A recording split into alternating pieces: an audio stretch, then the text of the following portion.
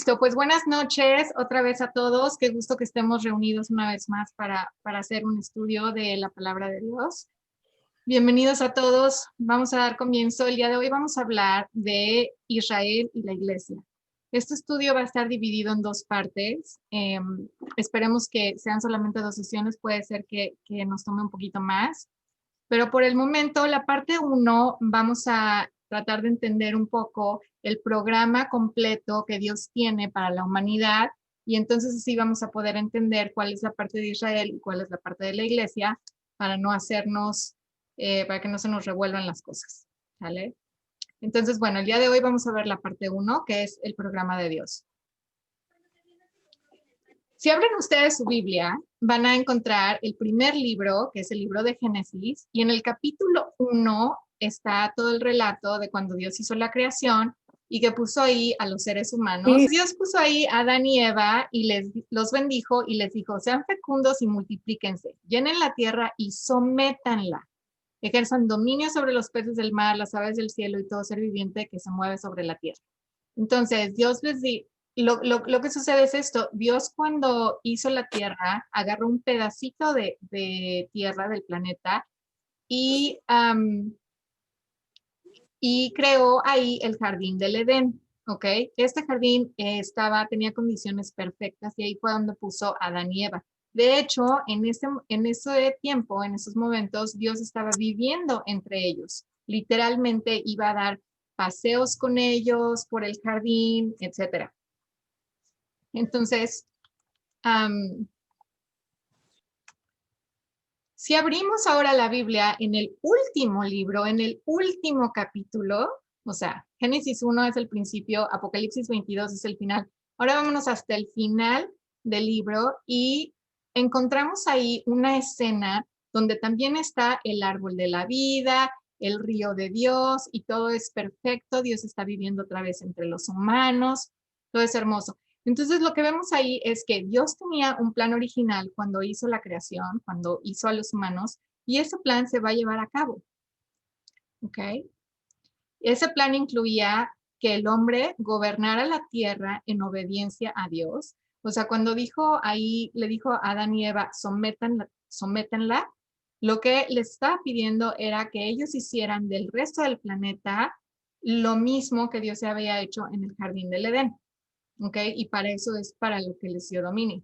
Entonces, este plan de Dios incluye que el hombre gobierne con Dios en obediencia a Él, que Dios viva entre los hombres y además una situación en la que no va a haber ni tristeza, ni enfermedad, ni muerte.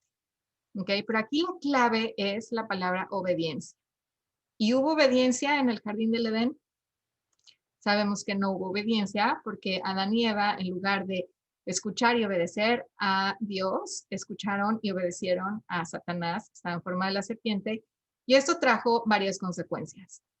No nada más fue una desobediencia a Dios, pero al ellos hacer un acto de obediencia a Satanás, pasaron dos cosas. Una, introdujeron el elemento del pecado a toda la raza humana, y por eso es que ahora, como el resto de los humanos somos descendientes de Adán y Eva, todos nacimos con ese pecado original. Y además, con eso también entregaron el dominio que Dios les había dado sobre el planeta, se lo entregaron a Satanás. Ahora, ¿cómo sabemos que Satanás sigue hasta estos días siendo el que tiene el dominio sobre el planeta? Bueno, número 1, por sentido común, porque si volteamos a ver, no es realmente Dios el que está dominando ahorita, ¿verdad? Pero si vamos al Nuevo Testamento, en Lucas 4:5 podemos leer lo siguiente. Bueno, esta es una escena de cuando Jesús fue tentado por Satanás. Jesús estaba por comenzar su ministerio y se fue a la montaña, Satanás lo estuvo tentando por 40 días y esta es una de las tentaciones. Llevándolo a un lugar de altura, el diablo le mostró en un instante todos los reinos del mundo y le dijo, todo este dominio y su gloria te daré, pues a mí me ha sido entregado y a quien yo quiera se lo doy. Entonces, si esto no fuera cierto, si no fuera cierto lo que Satanás declaró, que a él, que ahorita él tiene posesión de todos los reinos de la tierra, pues número 1 no hubiera sido una tentación para Jesús y número 2, Jesús lo hubiera corregido.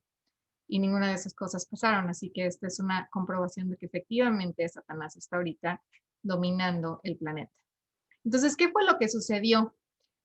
Que ahora, en lugar de irnos derechito, o sea, del jardín del Edén a la eternidad, donde todo estaba perfecto, la desobediencia trae una desviación en el plan, ¿ok? Y entonces, de ahí es donde surge el Antiguo Testamento, la primera venida de Jesús y todo eso, y además el mundo está como completamente de cabeza, no es un mundo como Dios lo planeó, de toda alegría y felicidad y sin enfermedad, ni tristeza, ni muerte, ¿verdad? Pero bueno, para darles un poco de crédito, más bien para no echarles toda la culpa a nuestros amigos Adán y Eva, hubo otros dos sucesos en el mundo que también ocasionaron que el mundo esté en las condiciones tan malas como las que está ahorita. El primero se encuentra en Génesis 6, o más bien el segundo. Génesis 6, que es todo lo que sucedió con los ángeles caídos. Ahorita no vamos a hablar de este tema porque no nos da tiempo, no nos vamos a desviar tanto, pero está en Génesis 6 si ustedes quieren leer al respecto. Y del otro sí vamos a hablar porque tiene que ver directamente con la creación de Israel. ¿Ok? En el Génesis 11 vemos la escena de la Torre de Babel. Ahora, ¿por qué esto fue un problema muy serio? Porque, ¿se acuerdan que, bueno, en el Génesis 5, ay, perdón, en Génesis 7, ¿ok? Um, Dios, después de que, a ver, fue la creación, la caída de Adán y Eva, y después en Génesis 6 vemos que hubo unos ángeles que también se rebelaron en contra de Dios, se hicieron del lado de Satanás, vinieron a la tierra, hicieron de las suyas, y estaba la situación tan mal que a Dios le dio tristeza haber incluso creado a los humanos y todo esto, y entonces decide terminar con todo y solamente salva a 8 personas, y ese fue el evento de el diluvio, donde se salvaron a través del arca solamente Noé y su familia. Cuando el arca finalmente viene a un lugar de reposo y sale Noé con su familia, Dios los bendijo y les dijo, reproduzcanse, multiplíquense, llenen la tierra. Entonces se empiezan a multiplicar ellos y conforme las generaciones se van desarrollando, en lugar de esparcirse por toda la tierra y llenarla como Dios les indicó, otra vez hay desobediencia, y en lugar de esparcirse, se concentran todos en un lugar que se llamaba Babilonia, y ahí es donde vemos la escena de la Torre de Babel, donde bajo el liderazgo de Nimrod, que fue el primer dictador del mundo, están todos los humanos reunidos en un lugar y hacen esta torre con la finalidad o el propósito de llegar hasta donde Dios y ser tan alto como el Dios Altísimo. Ahora, esto es lo que ocurre y lo podemos leer en el Génesis 11, pero el detalle aquí, un detalle muy importante acerca de eso lo encontramos en Deuteronomio 32, 8 y 9, donde dice, cuando el Altísimo asignó territorios a las naciones, cuando dividió la raza humana, porque no nada más, o sea, ¿se acuerdan que Dios los dividió dándoles diferentes idiomas a diferentes grupos? Pero no nada más era que les cambió la lengua para que no se pudieran comunicar unos con otros. O sea, lo que Dios estaba haciendo era que se fueran unos a una región, otros a otra región, porque lo que estaba creando eran las naciones. Entonces dice que dividió a la raza humana, fijó los límites de los pueblos según el número de su corte celestial. Van a ver que en algunas de otras traducciones de la Biblia dice de acuerdo al número de los hijos de Israel, pero Israel todavía no existía en ese momento. Entonces la traducción correcta, y hay estudios súper largos de los scholars que han desarrollado este tema, pero la traducción correcta es como la tiene en este caso la Nueva Traducción Viviente, de acuerdo al número de su corte celestial. O sea, aunque Dios tiene obviamente toda la capacidad de reinar sobre su creación, por algún motivo a él le gusta hacerlo en equipo. Entonces siempre tiene como un gabinete con el que está gobernando. Antes de Adán y Eva, pues el gabinete solamente era un gabinete celestial, no había humanos, ¿verdad? Y cuando pone a Adán y Eva en la tierra, quiere que ellos reinen sobre la tierra, o sea, quiere reinar a través de ellos o en conjunto con ellos. Entonces, ¿qué fue lo que pasó? Como la gente aquí no le hizo caso a Dios de que llenaran toda la tierra, se esparcieran, Dios dice, bueno, ustedes prefieren seguir a otros seres celestiales menores que yo, pues órale, síganlos a ellos. Y entonces se los divide a estos otros seres celestiales que ahora sabemos que son los falsos dioses, ¿verdad? Por eso hay tantas religiones en el mundo y están por regiones. Y entonces, después continuamos en Deuteronomio 32, dice, pues el pueblo de Israel pertenece al Señor. Jacob es su posesión más preciada. Entonces, aquí es donde Dios divide a todas las naciones y dice, pero de todas las naciones voy a tomar a una nación para mí. ¿Ok? Y es por eso que surge ahí toda la historia de Israel, que el Antiguo Testamento es en su mayoría la historia de una nación, y esa nación es Israel. En Deuteronomio 14:2 leemos, tú fuiste separado como pueblo santo para el Señor tu Dios, y Él te eligió entre todas las naciones del mundo para que seas su tesoro especial. Entonces, ahí está uno de los propósitos por los que Dios crea a la nación de Israel. ¿Ok? Entonces, esto pues aquí está como demasiado condensado. Vamos a darle una pasadita así muy rápido al Antiguo Testamento, a la historia de Israel, aunque tengo entendido, corrígeme si estoy mal, Juan Carlos, pero tengo entendido que Juan Carlos nos va a hablar mucho más acerca de los detalles de la historia de Israel más adelante. Entonces vamos a hacer zoom en esta parte. Y aquí vemos que el primer judío al que Dios llamó fue Abraham, ¿ok? Y con él hizo su primer pacto, del cual Juan Carlos ya nos estuvo instruyendo. Él tuvo a Isaac. Isaac fue el padre de Jacob. Y Jacob es es el patriarca al que ya de adulto Dios le cambió el nombre. Le cambió el nombre de Jacob a Israel. Y él fue el padre de estos 12 hombres que son las 12 tribus de Israel.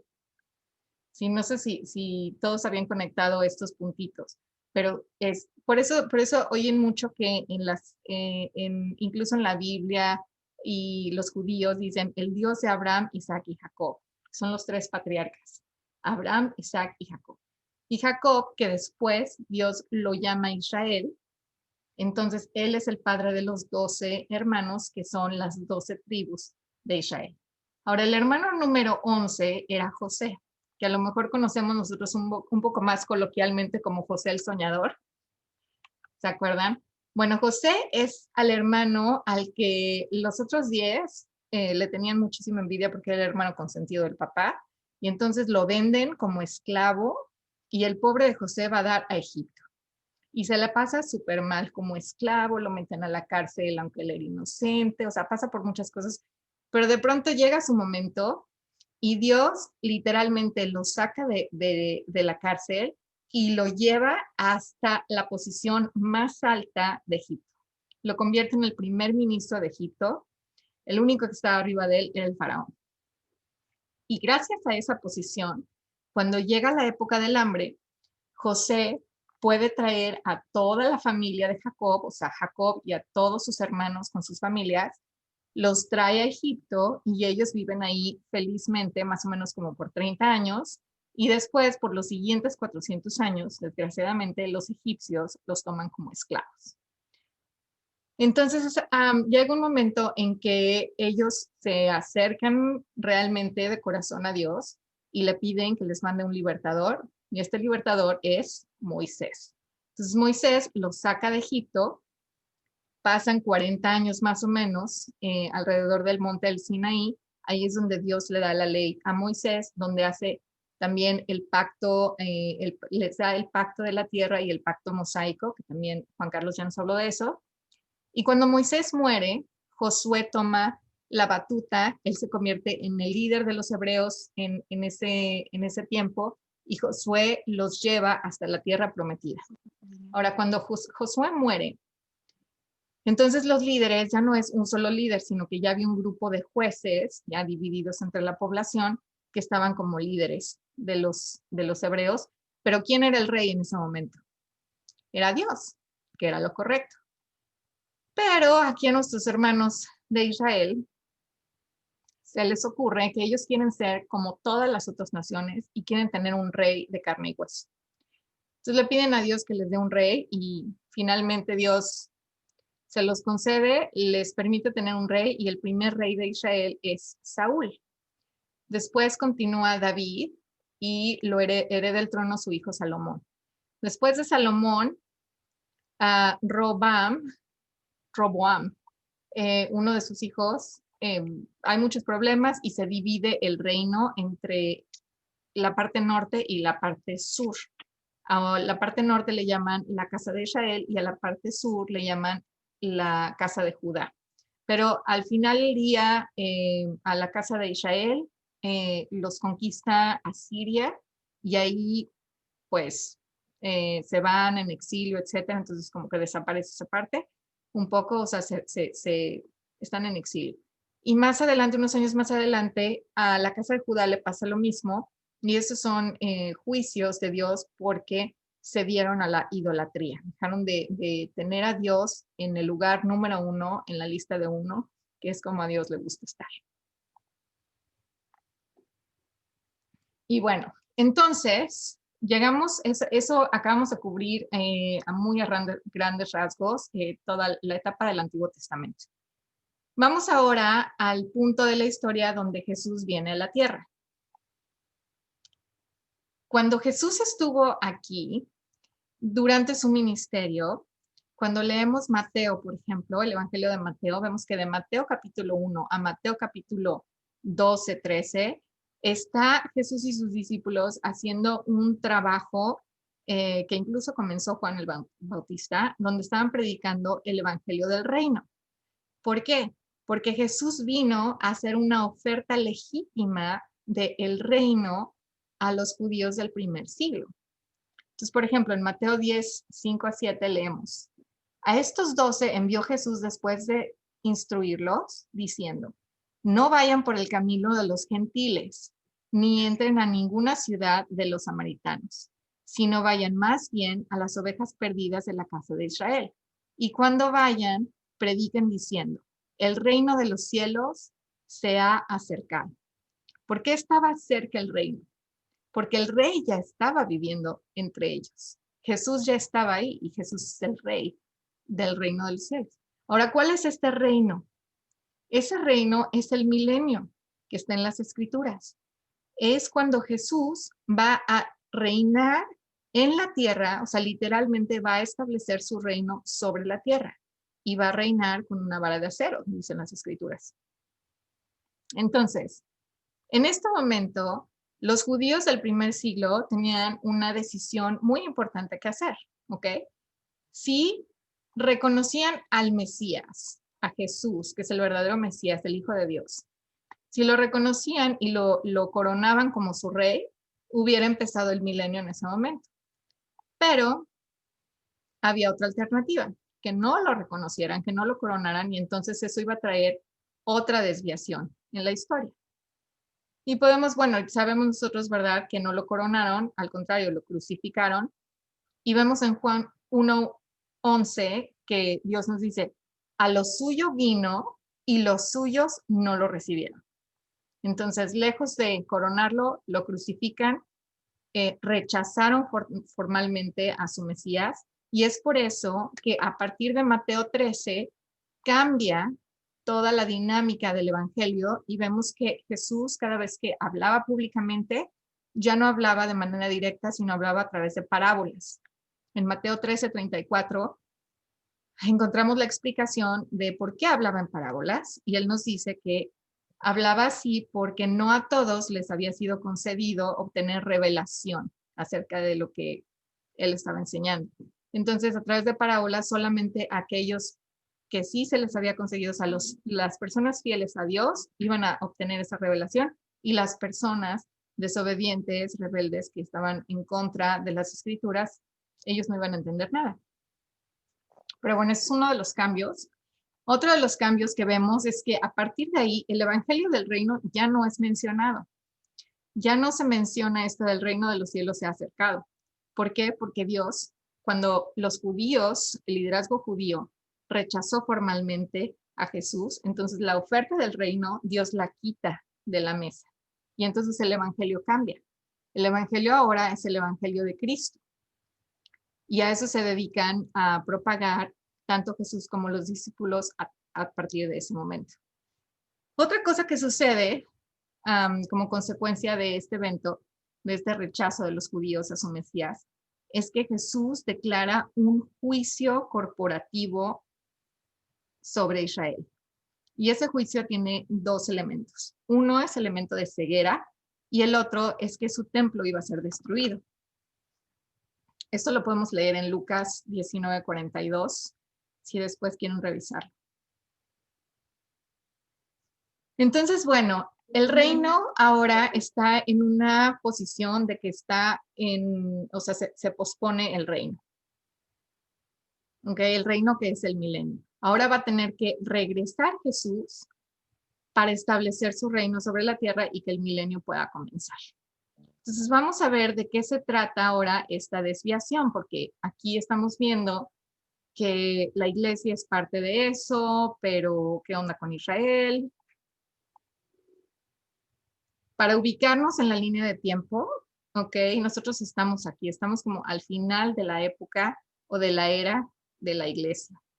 El siguiente evento evento profético que va a suceder es el arrebatamiento o el rapto de la iglesia. Ok. Entonces, para entender qué onda con Israel y la iglesia y que no se nos hagan mulas las cosas, vamos a estudiar rapidísimo una profecía muy, muy importante de la Biblia que el arcángel Gabriel le dio al profeta Daniel más o menos 500 años antes de Cristo. Wow. Sí, increíble, ¿no? Esta profecía le llamamos la profecía de las 70 semanas de Daniel. Ahora, estas semanas no son semanas de días, ¿ok? Para la cultura hebrea, hay semanas de días, que es como la semana de lunes a domingo que conocemos, pero ellos también tienen semanas de años, que es un conjunto de 7 años. Es como, por ejemplo, cuando nosotros decimos una década. No necesitamos explicar que nos referimos a 10 años. Sabemos que una década son 10 años. Culturalmente lo sabemos. Ellos así tienen semanas de días, pero también tienen semanas de años. Entonces, estas semanas a las que se refiere la profecía son semanas de años. Esta la encontramos en Daniel, el capítulo 9, versículos 24 al 27. Y aquí voy a poner la explicación porque el texto es bastante más largo, además de que para entenderlo un poco mejor, pero ustedes pueden revisarlo en su Biblia. En el versículo 24, lo que dice es que se decretan 70 semanas de años para Israel, para que termine con su rebelión y clame a Jesús. ¿Cuál es la rebelión de la que nos está hablando esta profecía? Fue esta rebelión. Rechazar a Jesús, al Mesías, al Hijo de Dios, no reconocerlo. Ese fue un error muy grande y Jesús, o sea, los contaba con que tenían que ser, o los hizo responsables de conocer, saber y entender. ¿Por qué? Porque hay en el Antiguo Testamento arriba de 300 profecías que hablan específicamente del nacimiento, la vida, la muerte y la resurrección de Cristo.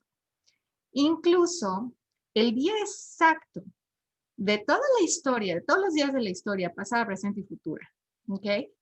De todos los días, estaba profetizado aquí el día exacto en el que Jesús se iba a presentar en Israel como el Mesías, como el verdadero Hijo de Dios, el Mesías legítimo, el Rey de Israel. En el versículo 25, el siguiente, nos dice, pasarán 69 semanas desde el decreto de restaurar y reconstruir Jerusalén, no el templo, la ciudad, Jerusalén, hasta el Mesías. ¿Ok? Entonces, este decreto es solamente ha habido uno en la historia, lo hizo Artajerjes, en marzo 14 de 1445 antes de Cristo. Entonces, iban a pasar 69 semanas de años de ese día que salió ese decreto hasta que los judíos iban a poder identificar al Mesías en Jerusalén. Entonces, mira, si lo vemos aquí en la línea de tiempo, vamos a suponer que por aquí, o sea, esto no está realmente a escala, pero vamos a suponer que en algún momento aquí de la historia empezaron las 69 semanas con este decreto de Artajerjes. Pasan 69 semanas de años, dice, hasta el Mesías. Y el día exacto en la historia es el día en que Jesús hizo su entrada triunfal en Jerusalén. ¿Se acuerdan que iba sobre un burrito que tenía una colchita encima y la gente estaba con palmas y cantando unas canciones muy específicas? Todos estos detalles, todos y cada uno de ellos estaban profetizados en el Antiguo Testamento. Entonces, bueno, aquí en esta profecía de Daniel, Daniel indica el día de la historia, el día exacto en el que Jesús se iba a presentar de esta manera en Jerusalén. Además, o sea, si vemos toda la historia de lo que Jesús hizo durante su ministerio en la tierra, hace 2000 años, solamente una vez le permitió a la gente llamarlo el rey de Israel. Y fue ese día, porque estaba cumpliendo las especificaciones exactas de todas estas profecías. Ok, entonces, y este es el día que los judíos debieron de haber reconocido. Ok, después el siguiente versículo dice, después de las 69 semanas, el Mesías será ejecutado. ¿Cuándo fue ejecutado Jesús, el Mesías? Aquí, ¿verdad? En la crucifixión. Entonces, o sea, fue la entrada triunfal y más o menos como una semana después fue la crucifixión. Entonces aquí nos está diciendo la profecía, las 69 semanas terminan con esta entrada del Mesías, o sea, con ese día del Mesías. Después de las 69 semanas ocurre esta ejecución, dice, y después continúa explicando que la gente del príncipe que vendrá, el príncipe que vendrá es un título del anticristo, destruirá el templo y la ciudad. Ahora, no dice que el príncipe que vendrá lo va a destruir, dice que la gente del príncipe que vendrá. Entonces, en otros lugares de la Biblia, al anticristo le llaman híjole, en español espero que así sea, el asirio, porque en inglés es the Assyrian. Asirio. Gracias. Entonces, ¿quién era la gente del asirio? Pues eran en esta época soldados de Siria. Y curiosamente, o sea, bueno, a través de los estudios de todos los documentos que dejaron escritos los historiadores de la época, como Josephus, sabemos que las legiones 10 y 11 romanas, que fueron las legiones que destruyeron Jerusalén, los soldados eran en su gran mayoría de Asiria o de Siria en ese entonces. Entonces, bueno, la gente del príncipe que vendrá destruirá el templo y la ciudad. Los soldados romanos en el año 70 después de Cristo efectivamente destruyeron el templo judío y no nada más destruyeron Jerusalén, lo destruyeron a tal grado que lo aplanaron, así completamente lo dejaron flat. Incluso los árboles los cortaron. Por eso es que si visitas Israel hoy en día y vas al jardín de Getsemaní, están los árboles de olivo que tienen edades súper avanzadas. Algunos se considera que pueden ser árboles originales porque o sea, los romanos cortaron el tronco, no sacaron los árboles, cortaron el tronco y esos árboles pues volvieron a crecer.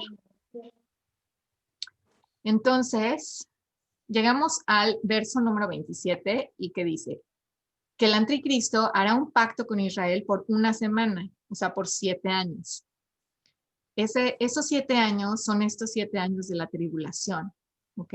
Nótese que esto ya está en el futuro, ¿verdad? Porque aquí estamos, el presente, ahorita vamos hasta aquí, todavía no sucede el rapto de la iglesia.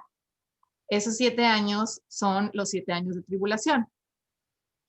Y dice que a la mitad de la semana, o sea, a los 3 años y medio, justo aquí a la mitad, el anticristo llevará a cabo una acción que se llama la abominación desoladora. ¿Y eso de qué se trata? Pues se trata de que este señor va a poner una estatua de sí mismo en el lugar más santo del templo judío. Ahorita el templo no está construido todavía, pero en un futuro va a estar construido porque esta profecía se va a llevar a cabo exactamente como Dios la dejó por escrito, como todas las profecías que ha dejado escritas nuestro Señor. Entonces aquí, entendiéndole a este rollo, 69 semanas están decretadas hasta que el Mesías hizo la entrada triunfal. Después de las 69 semanas, aquí nos dicen que hay dos cosas. Una, que Cristo iba a ser ejecutado y la otra, que el templo iba a ser destruido. Y después empieza a hablar en el siguiente versículo acerca de esta última semana, la semana número 70, que es la clave para entender esta profecía. La clave es que la semana 69 y la semana 70 no son contiguas. O sea, no termina una y empieza inmediatamente la otra, sino que existe un intervalo de tiempo. 2000 años y cacho. Exactamente, sí, ese intervalo ha durado ya más de 2000 años.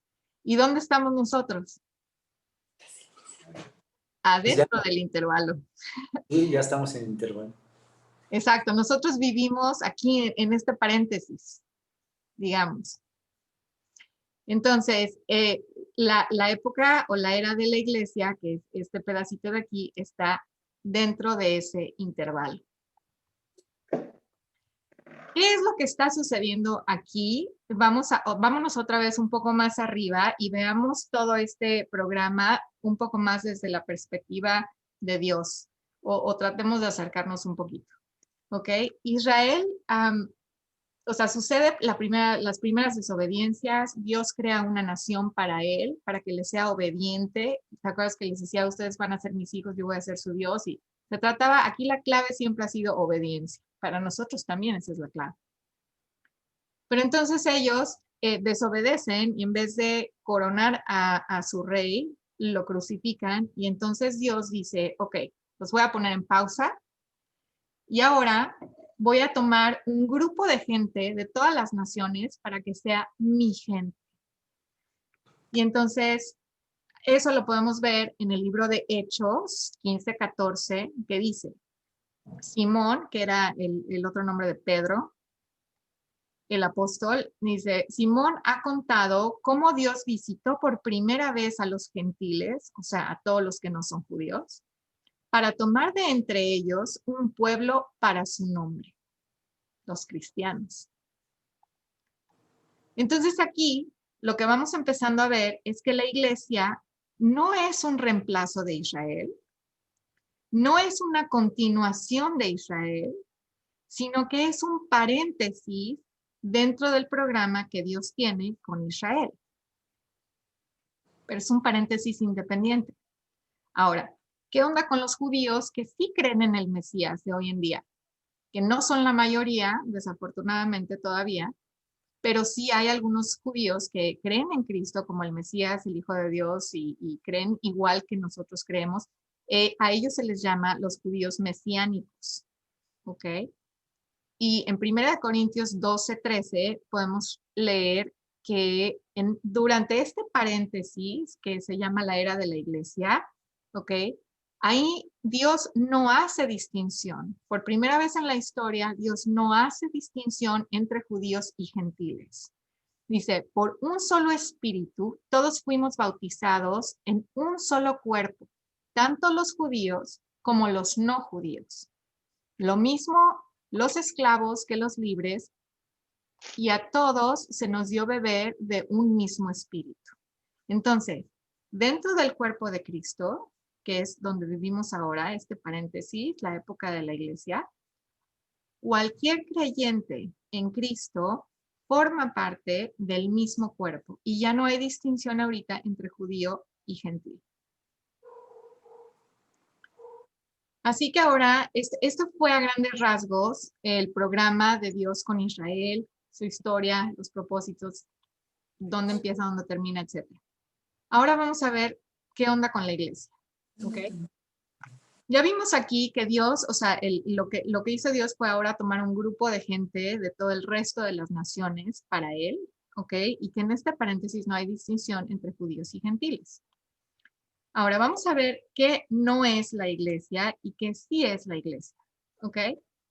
La iglesia como Dios la ve no es un edificio, no es una organización hecha por humanos, ni tampoco una institución con reglamentos y ritos y tradiciones hechas por el hombre. A lo que Dios se refiere cuando habla de su iglesia es a una congregación, o sea, un grupo de personas creyentes en Jesús como hijo de Dios que vino a pagar la penalidad por el pecado de todos en el mundo para darnos la oportunidad de poder entrar al cielo. Comenzó en Pentecostés y va a terminar con el arrebatamiento de la iglesia. Y a este grupo de personas, o sea, todas las personas que entran en este grupo, se les llama el cuerpo de Cristo y también la novia de Cristo.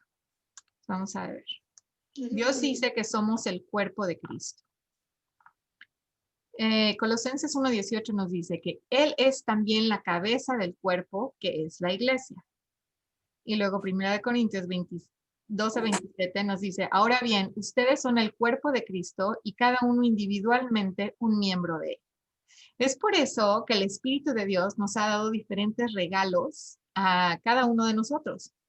Porque a lo mejor Sophie es ojos, Roxana es manos, Erika es pierna y yo soy pie, ¿no? Cada uno de nosotros tenemos diferentes funciones como un solo cuerpo y todos debemos de estar ayudándonos, apoyándonos, complementándonos unos a otros para realmente funcionar como el cuerpo de Cristo.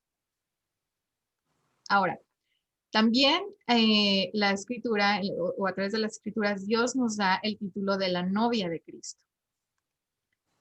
En Efesios 5:25-27 nos dice aquí, esposos, amen a sus esposas, así como también Cristo amó a la iglesia y se entregó a sí mismo por ella, a fin de santificarla, habiéndola purificado en el lavamiento del agua con la palabra, para presentársela a sí mismo como una iglesia gloriosa que no tenga ni mancha, ni arruga, ni cosa semejante, sino que sea santa y sin falta. No pressure. ¿Cómo puede ser esto de que una iglesia, o sea, que cada uno de nosotros tenemos que trabajar para que Cristo pueda hacer, o sea, presentarnos sin mancha, ni arruga, ni cosa semejante? ¿De qué estamos hablando aquí? Wow. Estamos hablando de que a nuestras acciones, nuestras obras, nuestros trabajos, nuestra conducta, eso está simbolizado en la Biblia como nuestras ropas, ¿ok? Y entonces dice que debemos, si fuéramos santos y sin falta, no tendríamos ni mancha ni arruga. Entonces, ¿cómo se puede conseguir eso? Vamos a hablar de los 3 tiempos de la salvación súper rápido, no nos vamos a detener muchísimo. Pero sabemos que la salvación es una palabra muy tricky para usar porque tiene 3, digamos, 3 etapas o 3 estados diferentes, ¿ok? El primero es el de justificación. Esta es una cuestión de posicionamiento, ¿ok? Es cuando una persona verdaderamente se apropia ese regalo de salvación que Jesús nos ha ofrecido, ¿ok? A través de lo que Él hizo en la cruz. Y cuando nosotros ponemos nuestra fe en eso, nos estamos apropiando ese regalo de salvación, entonces Dios nos justifica. Y lo que eso significa es que Él estampa tu pasaporte y dice, ok, cuando esta persona pase a la siguiente vida, va a pasar al cielo y no al infierno. Entonces, por eso es que es una cuestión de posicionamiento, ¿ok? para todos nosotros esperemos, ¿verdad? Que eso ya está en el pasado, o sea, que ese momento de nuestra vida ya sucedió, ¿ok? Y esto nos salva de la penalidad del pecado, porque la penalidad final del pecado, pues, es el infierno, ¿verdad? Sin la salvación de Cristo. Esa es la etapa 1. La etapa 2 es la de santificación, ¿ok? Y aquí es donde nos tenemos que concentrar. Aquí es donde sucede ese proceso de lavar nuestras vestiduras y de prepararnos como la novia de Cristo, ¿ok? Este es un proceso, no es un momento como la justificación. Este es un proceso que dura toda la vida, es nuestro momento presente y aquí esta salvación, digamos, santificación, nos está librando del poder del pecado en nuestra vida. ¿Por qué? Porque cuando nosotros recibimos esta justificación, Dios trajo a su espíritu a vivir dentro de nosotros y Él está actuando como nuestra conciencia y nos está guiando. Pero lo que nosotros tenemos que hacer es estar atentos y escuchar. Y no solo escuchar, sino obedecer, ¿verdad? Para poder realmente caminar como en los caminos que Dios quiere que andemos. Durante este proceso es la oportunidad que tenemos nosotros de convertirnos en vencedores, ¿ok?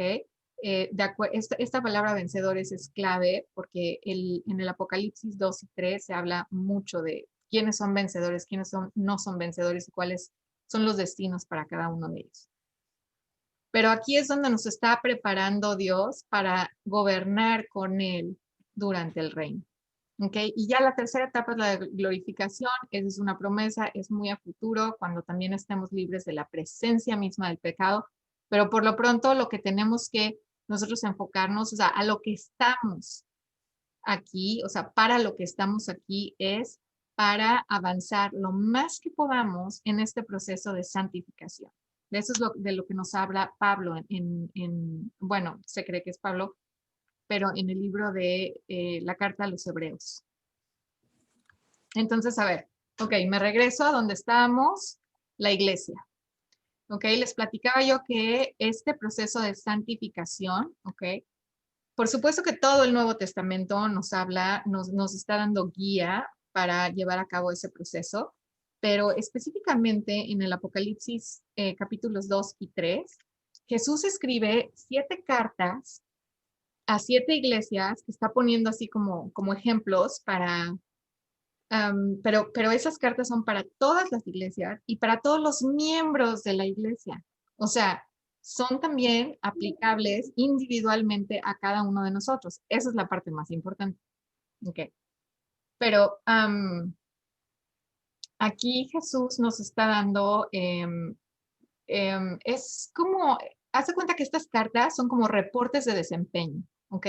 Donde Jesús, que fue quien las escribió, quien las dictó, Jesús está diciéndoles a este grupo, le está diciendo, estas son las cosas que están haciendo bien, estas son las cosas que están haciendo mal. Aquí les digo cómo pueden corregir y ¿saben qué? A los vencedores les voy a dar estos premios. Entonces, el estudio profundo de estas cartas puede ser de gran beneficio para cualquiera de nosotros, porque ¿quién mejor nos puede coachear de qué sí va, qué no va, sino el mismo Jesucristo?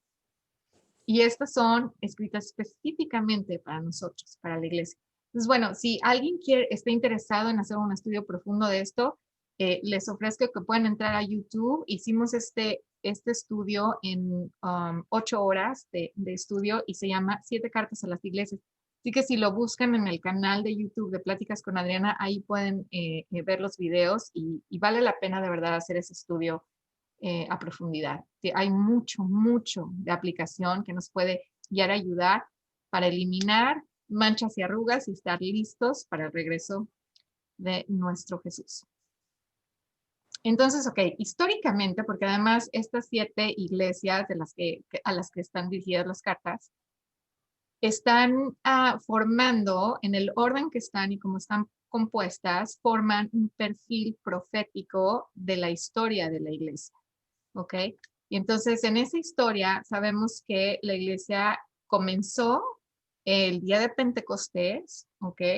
Cuando estaban esos primeros discípulos, seguidores de Cristo, orando juntos y el Espíritu Santo bajó por primera vez a vivir dentro de ellos. Y va a terminar con el evento que se llama el arrebatamiento o el rapto de la iglesia, que es cuando Dios literalmente va a sacar a todos los miembros de su cuerpo que todavía estén en la tierra en ese momento. Y lo que está haciendo Dios al sacarnos a todos, de esa manera también está retirando a su espíritu. Y entonces su espíritu no es que ya no va a operar en el mundo, va a volver a operar, pero de la misma forma en que operaba en el Antiguo Testamento. En el Antiguo Testamento el Espíritu del Señor no vivía dentro de su gente. Iba y venía intermitentemente como era necesario para propósitos específicos.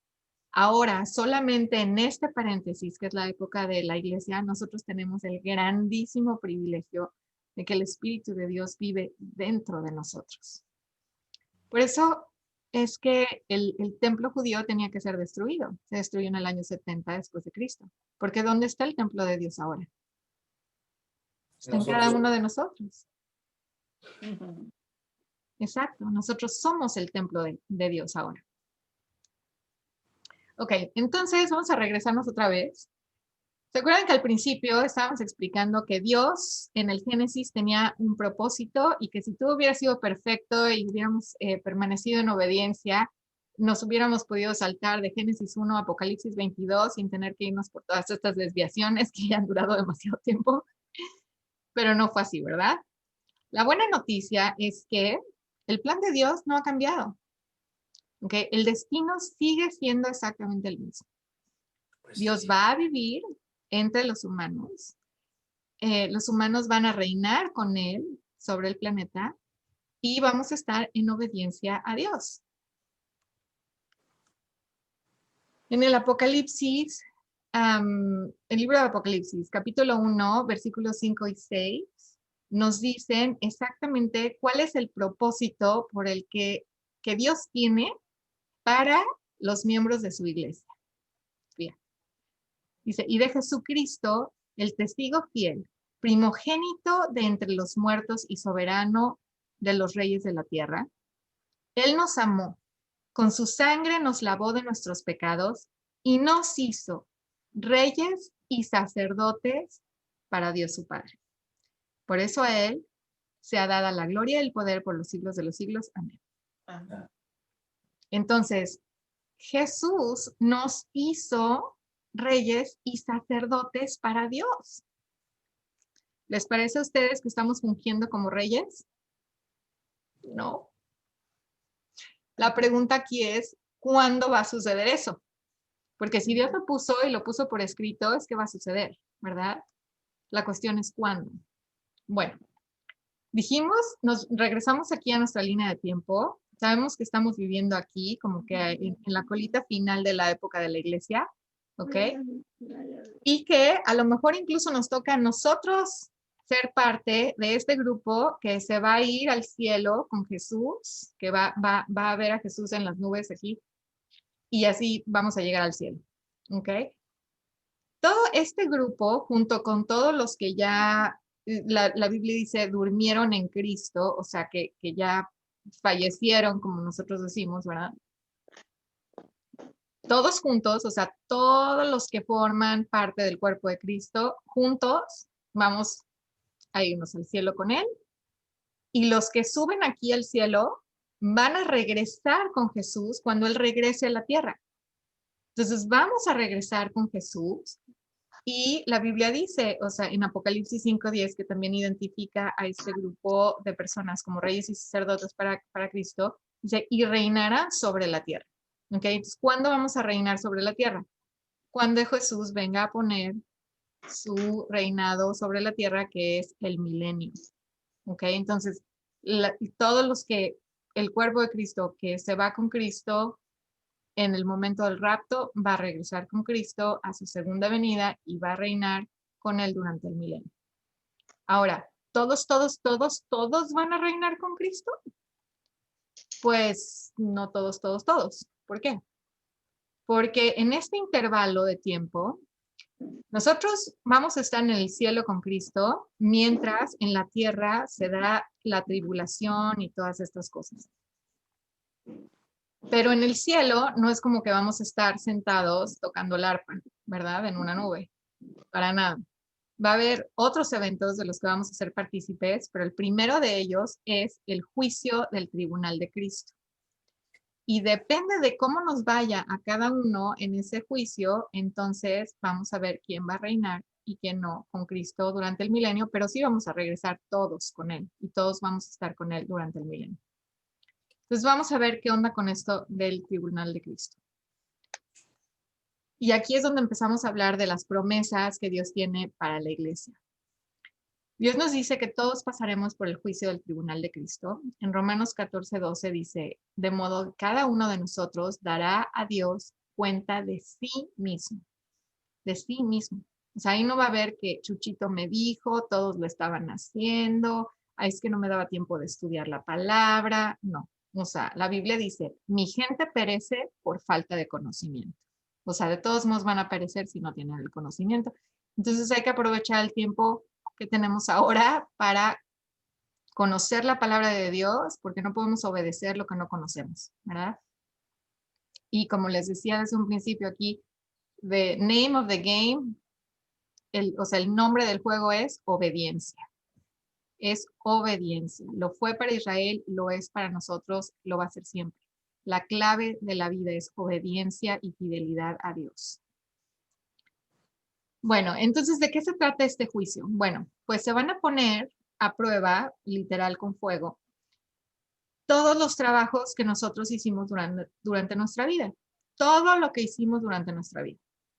Y solamente los trabajos o las obras que hayamos hecho a través del Espíritu de Dios, o sea, escuchando a su Espíritu que vive dentro de nosotros, ¿verdad? Si lo escuchamos y lo obedecemos, las acciones resultantes de escucharlo y obedecerlo, esas van a ser recompensadas. Todas las demás se van a quemar y van a representar una pérdida para nosotros. Esto lo podemos leer en 1 Corintios 3.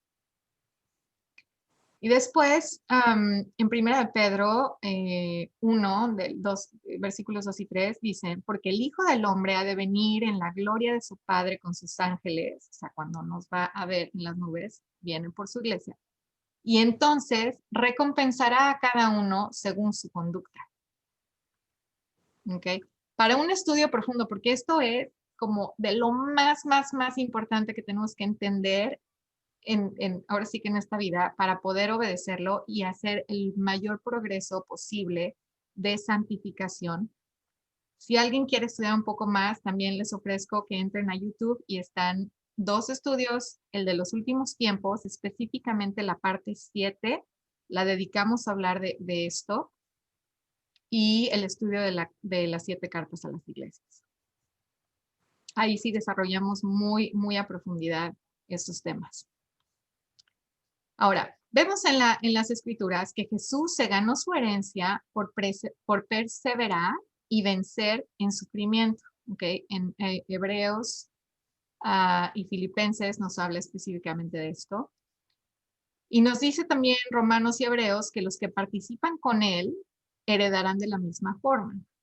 ¿Okay? Entonces, bueno, lo dejamos esto de tarea. Pero la Biblia en diferentes lugares habla de premios por ser fieles que Dios nos tiene considerados, ¿no? En Lucas 12 y Lucas 33, por ejemplo, nos indica que cuando regresemos, estemos con Jesús en el milenio, algunos serán ricos y otros van a ser pobres, dependiendo de la conducta, de las acciones, de qué tanto avanzamos en ese proceso de santificación. ¿Ok? Que algunos tendrán tesoros y otros no. Esto nos dice Lucas 16:12. Primera de Corintios 3 y 11 nos dice que algunos van a tener recompensas, pero no todos. ¿Ok? Hay recompensas por ciertas cosas. Segunda de Timoteo 2:12 y Apocalipsis 3:21 dice que algunos reinarán con Cristo, pero otros no. Otra vez dependiendo de lo que hagamos en esta vida. Hay en la escritura coronas que Dios ha prometido por desempeño. ¿Ok? Por ejemplo, está la corona de la vida para los que han sufrido por causa de Jesús. La corona de la justicia para los que han amado su venida. Y su venida, o sea, el arrebatamiento de la iglesia, es la primera vez que Jesús viene. No toca la tierra, se queda en el aire, ¿ok? Ya cuando regresa después de la tribulación, ahí sí regresa así, literalmente pies en la tierra. Es más, cuando sus pies tocan la tierra, en el Monte de los Olivos, el Monte de los Olivos se rompe por la mitad completamente y se separa. Bueno, corona de gloria para aquellos que alimentaron a su rebaño. La corona incorruptible para los que han preservado firmemente. Corona de alegría para los que han ganado almas para Dios. También hay otros premios que están prometidos a los vencedores. Y estos están en los capítulos 2 y 3 del Apocalipsis, ¿no? Pero están entre ellos comer del árbol de la vida para aquellos que conservan el primer amor a Dios y mantienen su vida devocional, ¿verdad? El no ser herido con la segunda muerte para aquellos que dieron su vida por Jesús y preservaron la persecución y durante oposición. Comer del maná escondido para aquellos que fueron buenos embajadores de Dios y cuidaron su nombre. Una piedrecita blanca con un nombre nuevo para aquellos que fueron espiritualmente puros. Poder y autoridad sobre las naciones, a los que perseveraron en pureza. El lucero de la mañana, aquellos que no toleraron las seducciones del mundo ni participaron de ninguna inmoralidad. Están prometidas vestiduras blancas y conservar su nombre en el libro de la vida para aquellos que son vigilantes, que están reforzando las buenas cosas y obedeciendo la palabra de Dios.